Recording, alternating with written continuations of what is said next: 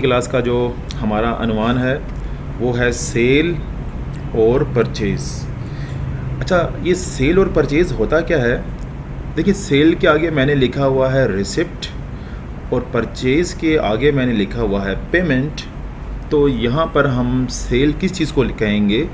ऐसी चीज़ जो हमने उधार बेची होती है, ऐसी चीज़ को हम सेल में इसकी एंट्री पास करेंगे। और जब हमें वो फ़र्ज़ी पैसे अदा कर देगा तो उसकी एंट्री हम पास करेंगे रिसिप्ट में। इसी तरह जब हम किसी से उधार सामान ख़रीदेंगे तो उसकी एंट्री को हम पास करेंगे परचेज़ में।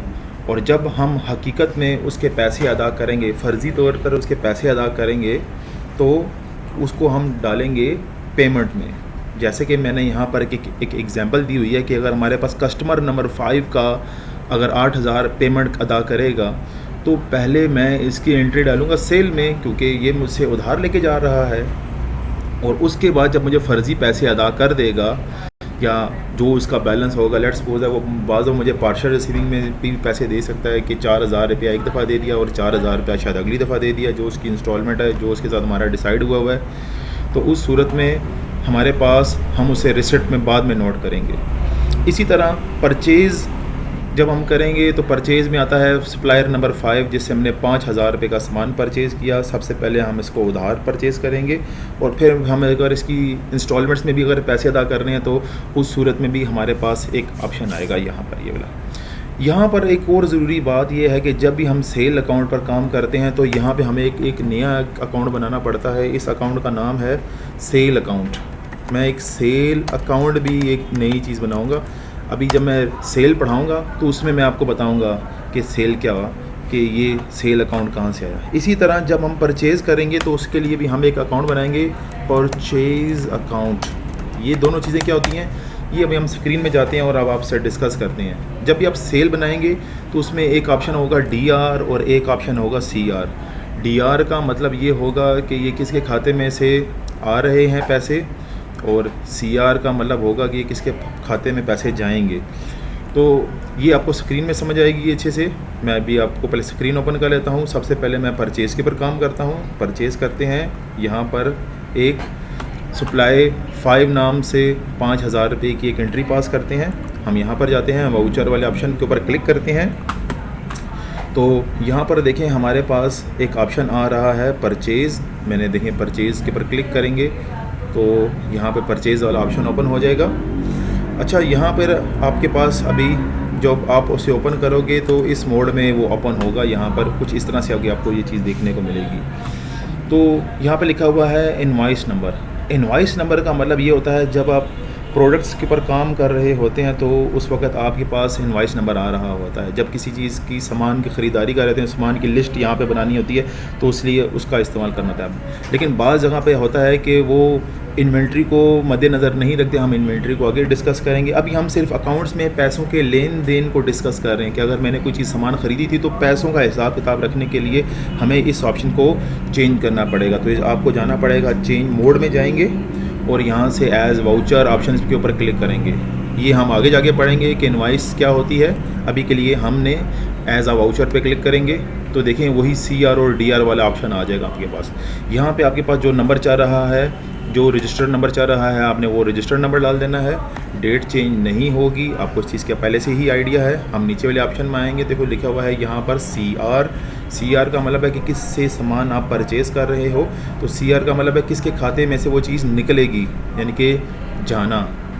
ठीक है, तो यहाँ पे हम लेके लिखाएंगे, मैंने लिखूँगा, देखें सप्लाई नंबर जैसे कि मैंने 1 और 2 लास्ट टाइम डाला था, इस बार सप्लाई नंबर 5 है। तो उसके लिए आपको डालने के लिए Alt+C प्रेस करेंगे और यहाँ पे लिखेंगे SUP-5। आगे चले जाएंगे। ये हमारा सैंडी क्रेडिटर है कि डेबिटेटर, आपको इसकी चीज़ का अच्छे से आइडिया होना चाहिए कि क्रेडिटर का मतलब होता है जिससे हम सामान ख़रीदते हैं और डेबिटेटर का मतलब होता है जिसको सामान बेचते हैं। तो अभी मैं सैंडी क्रेडिटर पे क्लिक करके एंटर प्रेस करता हूँ और यहाँ पे हमारे पास इसकी एंट्री हो गई है। मैं नेक्स्ट टैप प्रेस करके आगे जाते हैं। हमें एड्रेस वगैरह डालने की, बाहर की डिटेल डालने की कोई ज़रूरत नहीं है। येस प्रेस कर देते हैं, आगे आ जाते हैं। यहाँ पे हमारे पास उसका डेजिग्नेशन पूछ रहा है, रिसिप्ट डालने के, रिसिप्टमेंट का नंबर डालने के बारे में पूछ रहा है। हम इसे भी इग्नोर करके इससे भी आगे निकल आते हैं। सप्लायर का एड्रेस, फिर से हमसे पूछ रहा है, हम इससे पास कर थ्रू करके आगे आ जाते हैं। हम इस बंदे से कितने रुपए का सामान परचेज़ कर रहे हैं, ज़रा स्क्रीन पे जाके देखते हैं। तो यहाँ पर 5000 रुपया हमें डालना पड़ेगा। यहाँ पे डालते हैं 5000 रुपया, टैप प्रेस करते हैं और हम इसके डालते हैं ऑन अकाउंट में डालते हैं। ये न्यू रेफरेंस अगेंस्ट रेफरेंस क्या होता है, ये हम इन्वेंट्री में डिस्कस करेंगे। अभी के लिए ऑन अकाउंट पे क्लिक करके हम इस ऑप्शन को क्लियर करके आगे आ जाते हैं। अब यहाँ पे हमारे पास एक बहुत ही ज़्यादा इंटरेस्टेड एक चीज़ आती है। यहाँ पे हमें जब परचेज़ करते हैं तो ये सारा खाता किसके अंदर रिकॉर्ड करना है, हमने परचेज़ वाले खाते में नोट करना है। तो इसके लिए आपको एक नया अकाउंट बनाना पड़ेगा जिसका नाम है परचेज़ अकाउंट। अगर आप किसी से उधार सामान परचेज़ करते हैं तो उसके लिए उसको नोट करने के लिए आपको एक परचेज़ अकाउंट बनाना पड़ेगा। तो उसके लिए आपको यहाँ पे क्या चीज़ प्रेस करनी है, Alt+C प्रेस करनी है और यहाँ पे लिखना है परचेज़ अकाउंट। यहाँ पे आपने यूज़ करना है परचेज़ अकाउंट, ठीक है। अब हम नेक्स्ट वाले ऑप्शन में आते हैं, नीचे आते हैं। तो यहाँ पे हमें सबसे एक ज़रूरी चीज़ को सिलेक्ट करना है, वो है यहाँ पर परचेज़ अकाउंट। यहाँ पे देख रहे हैं हमारे पास एक परचेज़ अकाउंट को ही सिलेक्ट करेंगे ऐसे, ठीक है। एंटर प्रेस करेंगे तो देखें ये मेरे पास एक परचेज़ अकाउंट आ गया। हम नेक्स्ट करके आगे चले जाएंगे और वाई पे क्लिक करके हमारे पास यहाँ पर नंबर ऑफ़ कमोडिटीज़ भी आ रही है कि आपने यहाँ पर उन चीज़ों का क्या नाम है। अभी हमने यहाँ पर कोई भी इस तरह की कोई एंट्री पास नहीं करनी, तो हम इससे आगे आ जाएंगे। तो देखें हमारे पास परचेज़ अकाउंट में पैसे लिखे हुए आ गए हैं 5000 रुपया। तो ये मेरे खाते में मैंने अपने खाते में नोट कर लिए हैं कि ये हमने किसी से सामान परचेज़ किया लेकिन अभी इसके पैसे अदा नहीं किए। तो यहाँ पे आपको समझ में आया कि परचेज़ में इस एंट्री को हमने कैसे पास करना है। हम इसे टैप प्रेस करके आगे आ जाते हैं और यहाँ पे आके हमने क्या लिख देना है, ये किसने डेटा एंट्री पास की, अब्दुल्ला ने। यहाँ पे आगे जाएंगे, ऐसे करेंगे यस, और ये एंट्री हमने यहाँ पर पास थ्रू कर दी, ठीक है। अब ये जो चीज़ एंट्री हमने पास थ्रू की है, इसका मतलब ये है कि हमने इससे सामान ख़रीदा लेकिन इसको अभी तक पैसे अदा नहीं किए। और अब हमें अगर पेमेंट अदा करेंगे तो वो इस मेथड में जाकर इसको हम पेमेंट अदा करेंगे। इससे अभी सिर्फ हमने सामान परचेज़ किया लेकिन अभी इसको पैसे अदा नहीं किए। तो पेमेंट में जाकर हमें इसको फ़र्ज़ी अदायगी करेंगे। तो उसके लिए आपको क्या करना पड़ेगा, पेमेंट वाले ऑप्शन में जाना पड़ेगा। यहाँ पर रजिस्टर नंबर लिखेंगे, जो रजिस्टर नंबर चल रहा है, जो भी लिख सकते हैं जो इस वक्त आपके पास रजिस्टर पे नंबरिंग चल रही होगी, या फिर एक्सेल में जो आपने सीरियल नंबर इसकी एंट्री डाली होगी। अब ये हमने यहाँ पर किसका नाम लिखना था, तो हमने हमारे पास DR में हमारे पास अब यहाँ पर ऑप्शन आएगा कि हमने किसको पेमेंट अदा करनी है। इसका मतलब है जाना, किसको पैसे जा रहे हैं। तो यहाँ पे हमारे पास ऑप्शन आ रहा है सप्लायर नंबर 5। मैं इस पर क्लिक करूँगा। देखें इसका हमने 5000 रुपया देना है। लेट्स सपोज मैं इसे 5000 नहीं, मैं अभी इसे 3000 रुपया दे देता हूँ। तो यहाँ पर मैंने इसे 3000 रुपया लिख दिया। टैप प्रेस करके ऑन अकाउंट के ज़रिए मैं इससे बाहर आ जाता हूँ। तो देखें जब मैंने इसको 3000 रुपया दिया तो इसका बैलेंस कितना रह गया, इसका बैलेंस रह गया 2000 रुपया। जितनी भी बड़ी कंपनियां काम करती हैं वो हमेशा बैलेंस को साथ चला कर रखती हैं और उधार में सामान परचेज़ करती हैं। जितनी भी कंपनी उसके साथ डील्स वगैरह होती है वो हमेशा बैलेंस पर ही चल रही होती है। वो कंपनी कहती है कि जी हम आपको तकरीबन इसके तब इसकी इंस्टॉलमेंट देंगे जब ये सामान हमारा बिकेगा। बाज़ कंपनियां इसी मेथड्स को फॉलो करती हैं। इधर हम आते हैं तो यहाँ पे हमें इसे बाय कैश देंगे। यहाँ पर हमने इसे कैश दे दिया। तो देखो जैसे ही कैश लिखेंगे तो हमारे कैश में से 3000 रुपया कम हो जाएगा। अगर आप पीछे से जाके इसकी रिपोर्ट चेक करेंगे तो आपको चीज़ का आपको आइडिया हो जाएगा। मैंने इसको टैप प्रेस करके आगे आ जाता हूँ और यहाँ पर जिसने इसको पास थ्रू किया इस एंट्री को, उसका अकाउंट्स डिपार्टमेंट लिख देते हैं, या फिर आपको पता है कि इसका नाम क्या लिखना है, वहाँ पे इसे देखेंगे यस। तो इस तरह से हमारे पास इसकी एंट्री पास होगी। कल को अगर ये हमारे पास दोबारा बंदा आता है और कहता है कि जी मेरा ना आपने बकाया कितने पैसे देने हैं, आप कंप्यूटर से देख के बताएं, तो हम इसको कहाँ से देख के बताएंगे कि जी आपके हमने कितने पैसे देने हैं। तो हम वाउचर्स में जाएंगे, पेमेंट्स में ही जाएंगे, यहाँ पर कुछ भी पेमेंट नंबर डाल दें आप और इससे आगे पास थ्रू करें। और यहाँ पे आगे जैसे ही आप सप्लायर 5 लिखेंगे तो यहाँ पर इसके बैलेंस नज़र आ जाएगा कि जी हमने इस बंदे के अभी सिर्फ 2000 रुपया देना है। अब यहाँ पर हम जाकर इसकी हिस्ट्री भी निकाल सकते हैं। आपको पता है कि इसकी समरी कैसे निकाली जाती है, मुझे बताने की भी ज़रूरत नहीं है क्योंकि प्रीवियस लेक्चर में हमने इसको बहुत अच्छे से डिस्कस किया था। मैं इस ऑप्शन से बाहर आ जाता हूँ और अब हमने क्या करना है, यहाँ पर नेक्स्ट ऑप्शन पर ऊपर काम करना है। वो है हमारे पास यहाँ पर सेल, कि हमने एक कस्टमर 5 है उसको 8000 रुपये का सामान बेच दिया।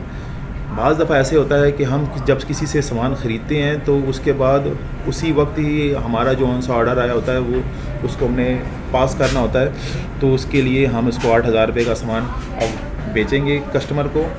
तो उसके लिए हमें क्या करना पड़ेगा, हमें वाउचर्स वाले ऑप्शन में जाएंगे। वाउचर्स वाले ऑप्शन में जाने के बाद आपको सेल ऑप्शन में जाना पड़ेगा, क्योंकि आप इसको उधार सामान सेल कर रहे हैं। तो यहाँ पर देखें सप्लायर नंबर 5 का तो एंट्री डली है, लेकिन कस्टमर नंबर 5 की एंट्री नहीं डली हुई। और यहाँ पे हमारे पास नंबर ऑफ़ आइटम्स की वो ना एंट्री पास कर रहा है, जबकि हमें इन्वेंट्री भी डिस्कस नहीं करनी। तो इस मोड को चेंज करने के लिए आप चेंज मोड में आएंगे और यहाँ पर इनवाइस आइटम इनवाइस के बजाय आपको क्या चीज़ सेलेक्ट करनी है, वाउचर पे सेलेक्ट करके एंटर प्रेस करेंगे। तो यहाँ पर ये देखेंगे हमारे पास ये यहाँ पे एक सेल अकाउंट आ जाएगा, सेल का एक मेथड आ जाएगा जिसमें हमने इसे करना है। तो देखो DR का मतलब क्या होता है, भेजना या आना, जाना या आना। तो इसका आपको बेहतर अंदाज़ा हो गया होगा कि ये इस खाते में सामान जा रहा है, यानी कि हम इसको उधार रिकॉर्ड करेंगे। तो उसके लिए आप Alt+C प्रेस करेंगे, यहाँ पे लिखेंगे कस्टमर-5 टैब प्रेस करेंगे। यहाँ पे बड़ी इंटरेस्टिंग चीज़ आ गई है, इसके बारे में मैंने आपको पहले भी बताया था कि ये सैंडी क्रिएडेटर है कि डेबिडेटर। तो आपको पता है होना चाहिए कि जो सैंडी क्रिएडेटर होता है वो उधार सामान जिससे हम ख़रीदते हैं, ये वो वाला वेंडर होता है, और ये वो वाले ना पर्सनस होते हैं जिनको हम सामान उधार बेचते हैं या फिर जिनसे हम सामान बेचते हैं। तो डिबेटेटर्स वो कहलाते हैं। हमने डिबेटेटर्स पर क्लिक करके टैब प्रेस करके इस एंट्री को पास थ्रू करके आगे आ जाते हैं, और यहाँ पे से या वाई पे क्लिक करके यस प्रेस करते हैं। यहाँ पे इसकी डिटेल आ रही है, delivery note, cargo number, dispatch number. अब आप यहाँ पे सारी डिटेल डाल भी सकते हैं। मैं यहाँ से इसको पास थ्रू करके आगे आ जाता हूँ, और इसको भी मैंने पास थ्रू करके टैब प्रेस करके इससे बाहर आ जाते हैं। मैंने इस बंदे को 8,000 का सामान सेल करना है, लेकिन उधार सेल करेंगे, तो लिहाजा इसके बैलेंस में कितने पैसे लिखे जाएंगे, यहाँ पर इसके बैलेंस में 8,000 रुपया लिखा गया है। इसी तरह हमारे पास जब यहाँ पर लिखा हुआ है CR, तो उसको किस खाते में नोट करना था। तो जिस तरह हमने यहाँ पर परचेज़ अकाउंट बनाया था उधार सामान ख़रीदने के लिए, इसी तरह हमें यहाँ पर एक नया अकाउंट बनाना पड़ेगा जिसका नाम है सेल अकाउंट। तो सेल अकाउंट बनाने के लिए आपको यहाँ पे क्या प्रेस करना पड़ेगा, Alt+C प्रेस करने के बाद यहाँ पे लिखेंगे सेल अकाउंट को सेल अकाउंट ही लिखते हैं, और इसकी नेचर भी सेल अकाउंट ही लिखेंगे, यानी कि जो इसकी अंडर आएगी वो भी सेल अकाउंट ही आएगी। मैं सेल अकाउंट में जाता हूँ और सेल अकाउंट को ही सिलेक्ट करके एंटर प्रेस करता हूँ। आप यहाँ पे इसकी मज़ीद और डिटेल भी डाल सकते हैं, मैंने नहीं डालनी। यस प्रेस करके मैं आगे आ जाता हूँ। हमने यहाँ पर अभी क्वांटिटी प्रोडक्ट्स पर काम नहीं कर रहे, इससे भी मैंने पास थ्रू कर दिया, और 8,000 मैंने अपने खाते में नोट कर लिया कि मैंने इस बंदे को 8,000 का सामान बेचा। और यहाँ पर इसे अकाउंट्स डिपार्टमेंट का एक एंट्री पास कर दी मैंने। यस प्रेस कर देते हैं और ये एंट्री मेरे पास पास थ्रू होगी। अब इस बंदे ने उसी वक्त ही मुझे, जिस वक्त मुझसे सामान परचेज़ करने के लिए आया, तो 8,000 में से उसने 3,000 मुझे उसने पे कर दिए। तो जब उसने मुझे 3,000 पे कर दिए, तो रिमेनिंग में कितने रह गए उस बंदे के पैसे, तो ज़ाहिर बात है उसके 5,000 रुपया रह गए। तो हम उसको कैसे नोट करेंगे, उसके लिए हम रिसिप्ट में जाएंगे। रिसिप्ट में जाने के बाद हमारे पास जो रजिस्टर नंबर चाह रहा है, हम वो रजिस्टर नंबर डालेंगे। आपको पता है डेट यहाँ पर चेंज नहीं होती। तो CR का मतलब होता है जाना या आना। अब आपको इसका अच्छे से आइडिया हो गया होगा। तो हम यहाँ पर सप्लायर का नाम लिखेंगे जिससे पैसे जा रहे हैं, इसे करेंगे एंटर, ठीक है। और यहाँ पे इस बंदे का लिखा हुआ है 2,000 रुपया सप्लायर। अच्छा सॉरी, ये सप्लायर मैंने गलती से लिख दिया, यहाँ पे हमारे कस्टमर लिखना था। कस्टमर 5 के हमने 8,000 रुपया उसने 8,000 में से उसने 3,000 रुपया हमें दे दिया। तो बकाया उसका पेंडिंग में अभी 5,000 रुपया रहता है। तो और हम यहाँ पर लिखेंगे इसने हमें बाय कैश दिया, इंटर प्रेस कर देंगे और इसको नोट कर लेंगे कि ये अकाउंट्स डिपार्टमेंट ने इसकी एंट्री को पास किया, ठीक है। और यहाँ पे हम लिख देंगे कि जी ये हमें बकाया पैसे कब देगा। तो हम यहाँ पर वो भी एक नोट डाल सकते हैं कि जी आफ्टर 4 days 4 day पे फुल रिसिप्ट, ठीक है। तो यहाँ पे हमें से इसने हमें से सिर्फ 4 दिन का टाइम ले लिया। एक एग्जांपल के तौर पे बस मैंने लिखा है, यस प्रेस करेंगे और ये एंट्री हम पास कर लेंगे। तो इस तरह से हमारे पास आज की क्लास में हमने बहुत अच्छे से समझा कि हम उधार सामान कैसे बेचते हैं और उधार सामान कैसे ख़रीदते हैं। आई होप सो आपको आज की क्लास समझ में आ गई होगी।